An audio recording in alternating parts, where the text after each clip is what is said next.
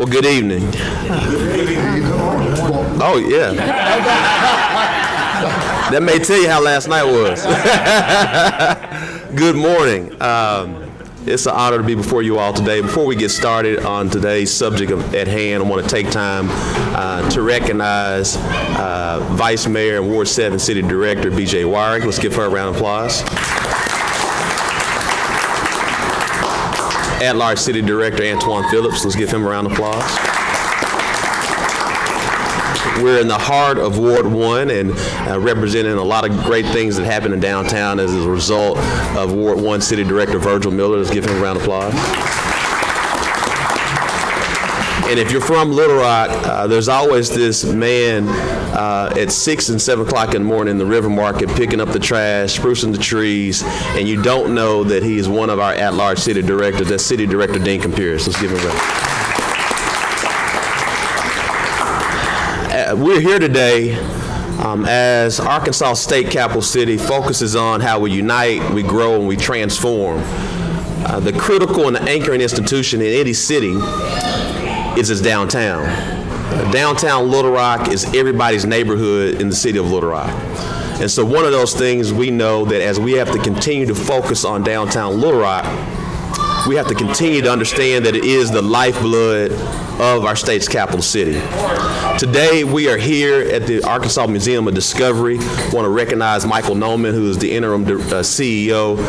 The Museum of Discovery is one of the anchoring institutions here in the city of Little Rock, ranked in the top 10 of museums for children here in these United States of America. You can see our children right now learning to play in science, STEM, science, technology, engineering, arts, and math. And we're so grateful that we have this type of asset here in the state's capital city to help our children grow.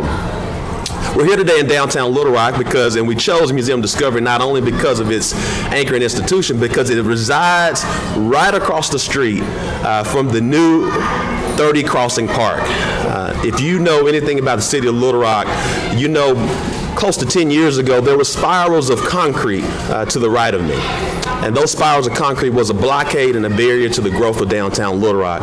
Through the work with the Arkansas Department of Transportation and the City of Little Rock and countless other stakeholders, we were able to reconfigure those spirals to create an opening and a beacon of hope for downtown Little Rock to grow and to transform. And so now that we've received this now close to 15 to 18 green space here in downtown Little Rock, we are actively planning on how do we transform this space to be a true quality of life and place area within our city.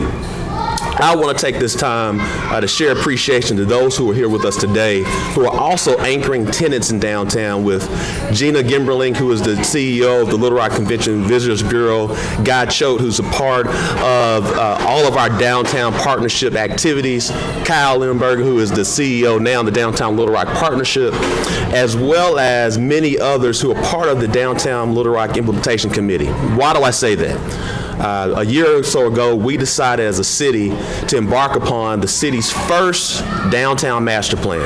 It's hard to believe in our city's history we never planned for our downtown. And so we're excited that this year-long process, alongside our consultant Sasaki and a number of different stakeholder management opportunities, we were able to figure out now close to a 300-page document that truly gives us the playbook to issue out the plays to transform our city. And so many tenets of that, as a part of that, is the 30 Crossing Park. But also what we want to update you on is what the implementation committee has been doing, because we do not want to allow this 300-page document to collect dust on the shelf. And so we're making incremental change, but also some very transformative change. Some of those things include the close to $10 million renovation that's happening right now in the State House Convention Center, which is one of our greatest tourism assets within the city of Little Rock and the state of Arkansas. And so part of that, we knew in the downtown master plan, we were going to have to make more opportunities for improvement with River Market or Oppenheimer Hall. And so we're happy to report that this fall, that alongside of work from City Director Antoine Phillips, City Director Dean Campiris, and others, and Virgil Miller, we've identified funding to reshape, reimagine Oppenheimer Hall. and we'll be able to take down, we haven't seen it taken down in 20 years or so, but we will take down River Market Hall to reimagine it and bring back a more lively entertainment space. And so those are the things that millennials and Generation Alpha desire, but also our more seasoned brothers and sisters to create true intergenerational activity from a quality of life and place standpoint. So look out for this fall that we'll be closing down Oppenheimer Hall to reimagine it, to transform it. But also, there's been other great work. If you are familiar with the Finley Vincent Hall, we're going through the phase 2 portion of that. That's a lot of more dollars. I know Gina is talking about now the new Concordia visitor space that we'll be implementing in 2026. These are all major capital expenditures that we're taking on to knock off the different components of the downtown master plan. But also there's things like a road diet, public transit. These are incremental changes, an urban use development to create more mixed-use space and more density here in downtown Little Rock. And as well as our ambassadors. If you've seen our ambassadors, they are helping our city be clean and safe. And so on behalf of the city of Little Rock, we're grateful for all of the great things that are happening with the downtown master plan, the forthcoming investments with the renovation of Oppenheimer Hall and the new visitor center, but also these great things, these incremental spaces that we have to do to make life come to downtown Little Rock. And so for today, you're going to hear more about those details from Leland Couch, who is our Director of Parks and Recreation, who's really been the stalwart leader of the whole downtown experience alongside Kyle and Gabe Holstrom and many others that we couldn't list everyone who's played a role in this process. Leland?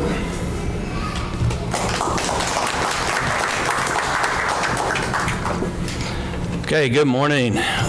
Thank you all very much. Thank you, Mayor. I just want to share a little bit about the 30 Crossing Park, which is right behind us. It's from 2nd Street down to the Clinton Library to right behind us. So excited as a Parks Director to actually have the ability to design a new 18-acre park in our urban core. What other city would not have, go for this opportunity and develop something unbelievable in our city? Not only is it a new opportunity, but it connects all of our existing infrastructure, which we have great parks already. Riverfront Park, the Clinton Library, our trail system, all these will be tied into this park. Earlier this year, we hired Sasaki and Associates to help us with the master planning process. We have gone through that process working with RDOT, other consultants here locally, and we developed a conceptual plan that we are so excited to share with the public today and get your feedback on and your input, what you do like, what you don't like, all that. And that will be coming, and Kyle here is going to share how that's going to happen today, or in the Food Truck Festival and this weekend.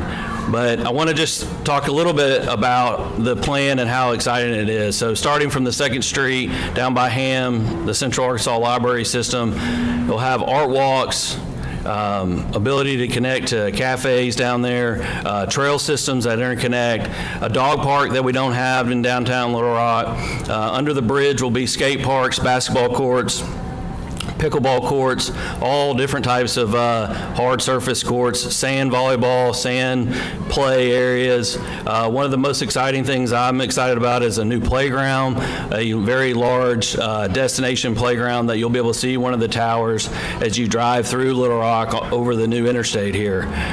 So those are just some of the really awesome things, not to mention also the connection to the River Trail and the Arkansas River. So it stretches all the way down to the river and then also starts to connect back to our MacArthur Park and other anchors in our downtown community.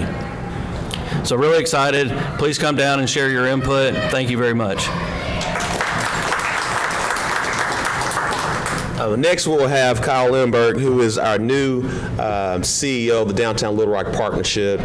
He'll be leading one of the main events alongside Guy Choate, the Downtown Little Rock Food Truck Festival. It's a true economic generator for the city of Little Rock.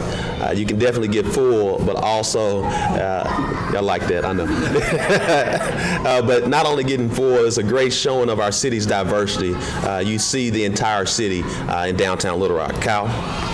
Thank you, Mayor. So the Downtown Food Truck Festival actually started on Main Street, and it was a way for us to show that if we had things for people to do downtown, we could get them to come down here and they would have a great time doing it. And over the last 14 years, it has grown to the city's largest street party. And so we wanted to pick it up and move it to focus areas of the Downtown Master Plan. And this year we are so excited to be here at the 30 Crossing Green Space as Sasaki is ready to unveil their plan for this space. I've seen some of the renderings. It's incredible. They've taken elements from all across the state to create a true central park for our state here in the center of downtown Little Rock, and there's not a better place for it. The other thing, as the master plan calls for doubling our downtown population over the next 10 years, and part of this plan includes a framework that has underutilized spaces being developed so that we can bring more housing downtown, more people here to enjoy this amenity. The other thing we do at the Downtown Partnership is bring our ambassadors out here. And so when we talk with the business community, when we talk with people that live here, they want a clean and safe area, and that's exactly what our ambassador program does. I want to thank the Convention and Visitors Bureau as well as the City Board and the mayor for their support of the program. We just extended that contract, and so we're going to continue to see those hands and feet and eyes and hands and help out on the street. Just a couple quick stats. In the last month, that our team picked up 48,000 pieces of litter. That's 171,000 since January. They greeted 70,000 people to our downtown and walked 5,425 miles collectively. So that's eyes, ears, and friendly faces in our downtown, welcoming people to the city. I also just want to very quickly mention that the Food Truck Festival will have all kinds of activity. Guy's going to get into more of that, but Sasaki will be there unveiling the plan. You can also go on Saturday evening to the UALR downtown space from 4 to 6 if you would like to get a preview without the party. And so we hope that you'll do one or the other and offer your feedback so that we can make sure that we have the best park that we want, and it's something that everyone wants. Thank you. Thank you. We'll now have Guy Choate, who is the chairman of the Downtown Little Rock Food Truck Festival, a dear friend to downtown Little Rock and the city of Little Rock. Guy? Thank you, Mayor. Thank you, everybody. In my role as chair, what that really means is that I get a front row seat to see all of the collaboration that's happened to make this happen. The festival brought 35,000 people to downtown last year. That's a huge swell of population to showcase a part of our city that they may not normally see. And so I'm really excited to get that number again this year, because when I travel outside the state, I tell people, they'll say, "What's Little Rock like?" And I say, "It's a hidden gem." It really is. And I'm a little bit afraid that we're about to come out of hiding when we unveil this park out here and the potential that it could be. I applaud everybody that helped make that happen and open the doors to something like the Food Truck Festival. We're going to have 70 different food trucks serving a variety of foods. So there's something for every taste bud. Over 40 handmade craft vendors. We've got live music planned for all day on the stage. Our presenting sponsor is Crane Automotive, and I saw they're already setting up their tents so they can have an electric vehicle showcase. That's going to be fantastic. Simmons Bank is providing a kid zone, so inflatable slides, bounce houses, all things for all ages. It's going to be fantastic. And again, Sasaki will be here with those virtual reality goggles to show you what the potential is for this space. It's a huge opportunity for our city, and I'm so excited to be a part of it and showcase it, kind of introduce it with this Food Truck Festival. It's going to be fantastic. Come down Sunday from 11 to 6. Get your grub on. Let's do it. Well, as you can see, the city continues to be more united, and we continue to grow, and we're focused on how we transform the entire city. And we started with downtown Little Rock being the heartbeat of Little Rock. That being said, any questions?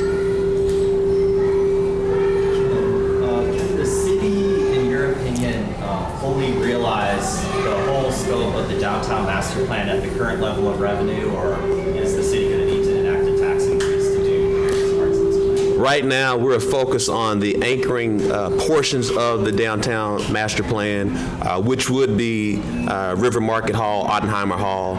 We are finalizing the financial plans for that. It will not require any tax increase for that, so we're excited about our fiscal stewardship to identify those dollars, as well as a public-private partnership to be announced to get that done. And so that's how we have the ability to shut down River Market Oppenheimer Hall later this fall.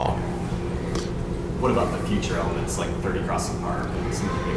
Well, I think, again, as we talked to 30 Crossing Park, our fiscal stewardship has allowed us to start the design process, which we're in the beginning stages of that. We were able to identify close to $3.5 million, most of which was through the American Rescue Plan Act and other fiscal dollars to get that done. And so we first got to finish the design process, and then that takes anywhere to a year and a half to get that done before we even understand what the cost will be.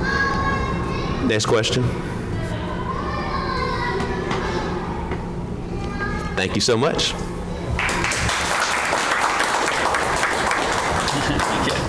Probably.